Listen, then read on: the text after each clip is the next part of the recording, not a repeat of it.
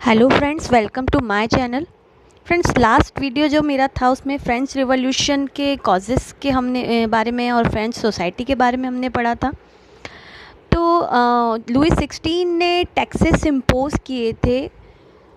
तो आपको मैंने रीज़न बता दिया था कि उसको टैक्सेस इम्पोज करने पड़े थे क्योंकि जब वो गद्दी पे बैठा था तब उसने पाया अपने ट्रेजर को बिल्कुल एम्प्टी। तो टैक्सेस इम्पोज वो अकेला नहीं कर सकता था। उसके लिए क्या करना पड़ता था, उसको जनरल स्टेट्स की एक मीटिंग बुलानी पड़ती थी। जनरल स्टेट्स यहाँ पे एक पॉलिटिकल बॉडी को शो करता है जिसमें तीनों स्टेट्स इंक्लूड होते थे, फर्स्ट, सेकंड और थर्ड। ये तीनों स्टेट्स जनरल स्टेट में इंक्लूड होते थे। तो जनरल स्टेट्स की मीटिंग उसको बुलानी पड़ती थी और लास्ट उसने मीटिंग कब बुलाई थी? 1614 में ये मीटिंग बुलाई थी। तो लुई 16 ने जब ये मीटिंग बुलाई थी तो उसमें कब हुई थी ये मीटिंग? 5 मई 1789 में। थोड़ा सा डेट्स को आप ध्यान रखिएगा। तो 5 मई 1789 में लुईस ने एक जनरल स्टेट्स की एक मीटिंग बुलाई जिसमें तीनों ई स्टेट्स जो हैं वो प्रेजेंट हुए।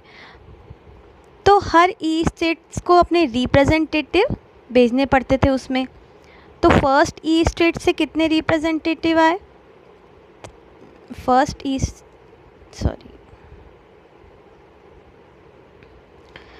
जो फर्स्ट ई स्टेट था उससे 300 रिप्रेजेंटेटिव्स और जो सेकंड ई स्टेट था उससे भी 300 रिप्रेजेंटेटिव्स आए। लेकिन जो थर्ड ई स्टेट था उससे कितने रिप्रेजेंटेटिव्स आए? 600। मतलब मेजॉरिटी जो थी वो थर्ड ई स्टेट की थी।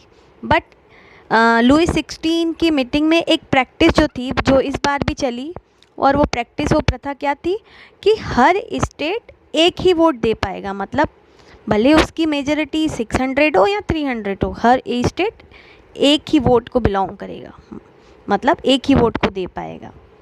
ठीक है। तो यहाँ पे और पीजेंट्स, आर्टिसंस और जो वुमेन थी उनको असेंबली में एंटर नहीं होने दिया। मतलब उनको डिनाइड थी एंटर होने की असेंबली में। किस किस को? Peasants, artisans and women. ये असेंबली में शामिल नहीं हो पाते थे। लेकिन इनके जो भी, मतलब अब मेजॉरिटी देखो पीजेंट्स, आर्टिसंस की ज़्यादा थी, तो ये जो थर्ड ई स्टेट्स में जो रिप्रेजेंटेटिव होते थे उनके थ्रू ये अपनी जो कंप्लेंट्स वगैरह है लेटर्स के थ्रू वो सेंड कर देते थे। तो इसी तरह की मीटिंग जब हेल्ड होने जा रही थी 5 मई 1789 में, उस समय कहा गया कि एक स्टेट केवल एक ही वोट को बिलोंग करेगा। बट यहाँ पे क्या था कि जो प्रिंसिपल था, फिलोसोफर्स जैसे रूसो का नाम आपने सुना होगा, बहुत ही ग्रेट फिलोसोफर थे ये, फ्रांस के, और उन्होंने लिखी थी द सोशल कॉन्ट्रैक्ट, इनकी बुक का नाम था। तो इस प्रपोज़ल को उन्होंने रिजेक्ट कर दिया। असेंबली में ने जो थर्ड स्टेट्स जो है उसने इस प्रपोज़ल को रिजेक्ट कर दिया कि एक जो स्टेट है वो केवल एक ही वोट को बिलोंग करेगा, क्योंकि उनकी मेजॉरिटी जो थी वो सबसे ज़्यादा थी।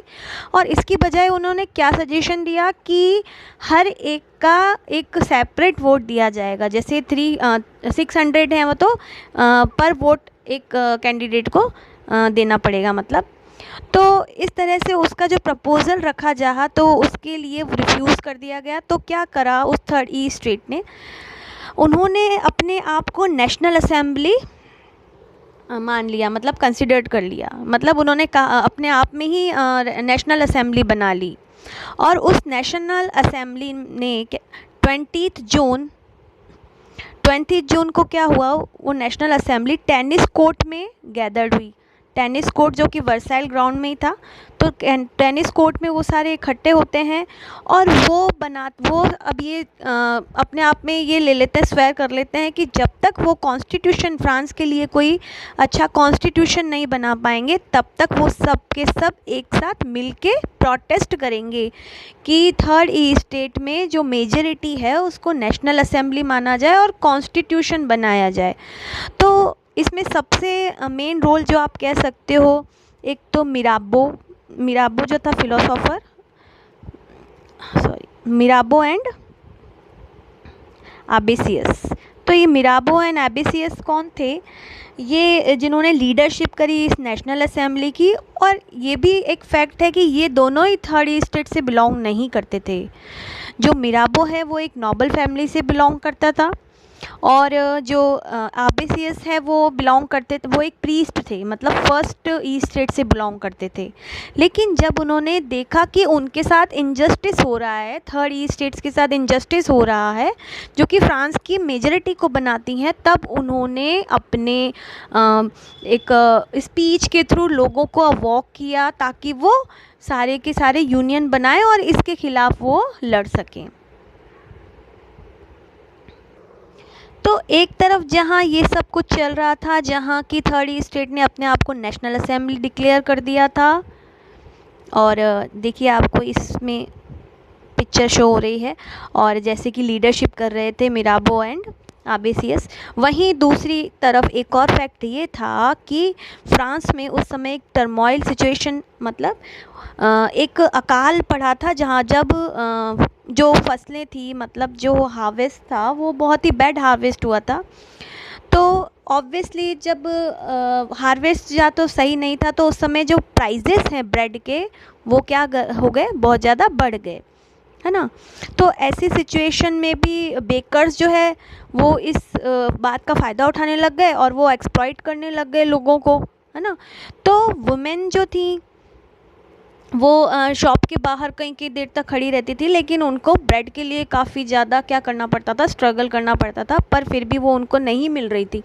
मतलब जैसे मैंने आपको पहले बताया था कि ब्रेड के प्राइस बहुत ज़्यादा बढ़ गए थे और वो अवेलेबल नहीं हो रही थी खाने के लिए। जब किसी को चीज़ अवेलेबल नहीं होती तो ऐसी कंडीशन में प्रोटेस्ट होना तो बनता ही था। तो तब क्या क्या किया था, तो किंग ने जब ये कंडीशन देखी कि सारे के सारे लोग प्रोटेस्ट कर रहे हैं ब्रेड के लिए, तो किंग ने अपनी ट्रूप को भेजा पेरिस की तरफ। और तब क्या हुआ, 14 जुलाई, जो मैंने आपको डेट बताई थी, 14 जुलाई को जो एजिटेटेड क्राउड थी उन्होंने बास्तिल पर क्या कर दिया था, अटैक कर दिया था और वहाँ से प्रिजनर्स को निकाल दिया था। तो ये फ्लैशबैक की मैंने आपको पूरी स्टोरी बताई कि लुई 16 जब है वो गद्दी पे बैठा तो उसने टैक्सेस इम्पोज करे, टैक्सेस जो थर्ड ईस्ट स्टेट्स को देने पड़ते थे। फिर उसके बाद जनरल ईस्ट स्टेट्स जो बुलाई गई, उसमें थर्ड ईस्ट स्टेट ने अपने आप को नेशनल असेंबली बना लिया, और उसके बाद ये सारा प्रोटेस्ट स्टार्ट हुआ और वो बास्तिल पर आके एंड हुआ। तो अब आगे का हम प्रोसेस पढ़ेंगे कि जो ये नेशनल असेंबली ने अपने लिए क्या कॉन्स्टिट्यूशन ड्राफ्ट कर लिया और उस कॉन्स्टिट्यूशन को किस तरह से उन्होंने आगे बढ़ाया, ठीक है।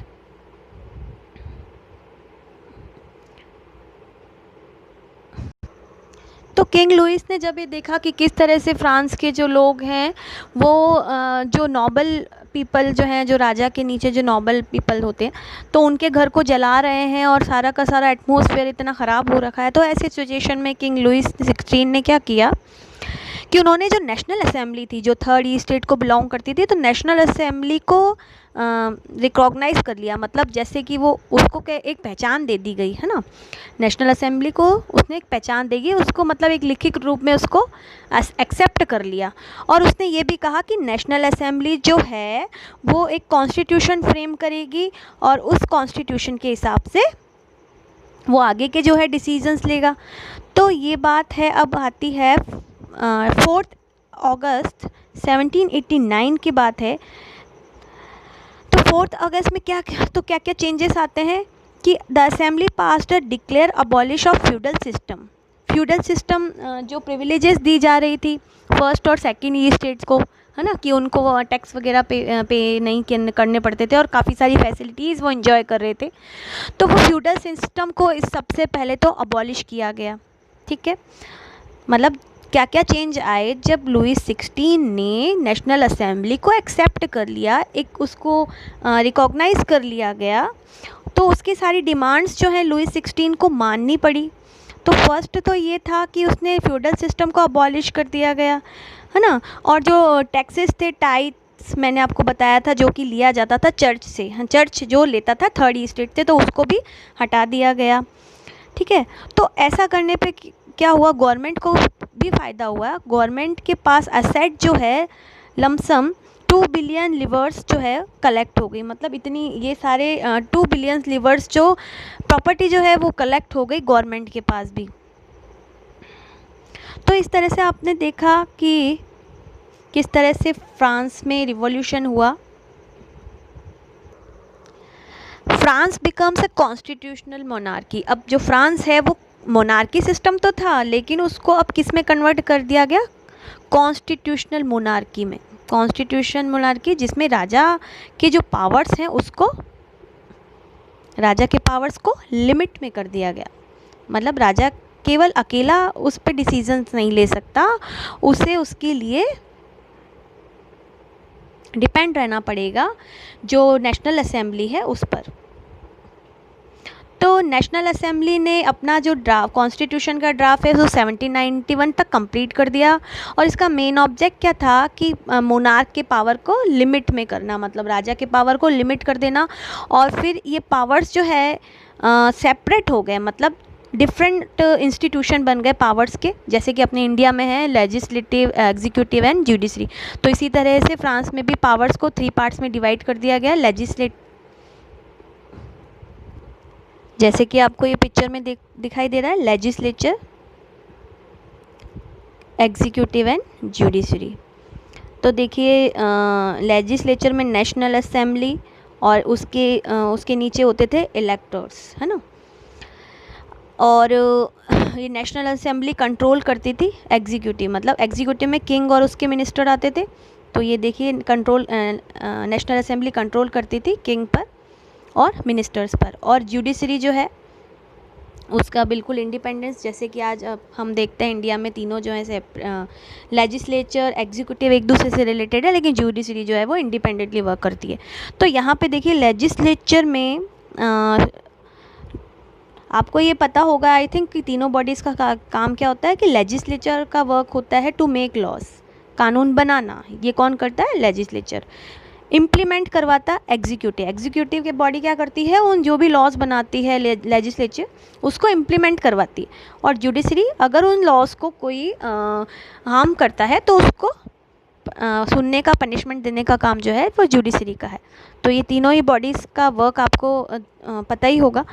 तो ऐसा था कि अब था वोटिंग सिस्टम, है ना। लेजिस्लेटर में क्या था, वोटिंग सिस्टम कैसे होता था कि citizens voted for a group of electors who in turn choose the assembly. Not all citizens however had the right to vote, only men about 25 years.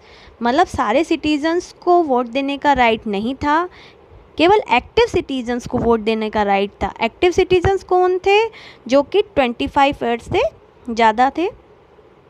और तो वो एक्टिव सिटीजन्स और पैसिव सिटीजन्स जो कि मैन थे। मतलब active citizens में वो थे जो कि जिनकी एज 25 से ज़्यादा थी और वो टैक्स पे करते थे, है ना।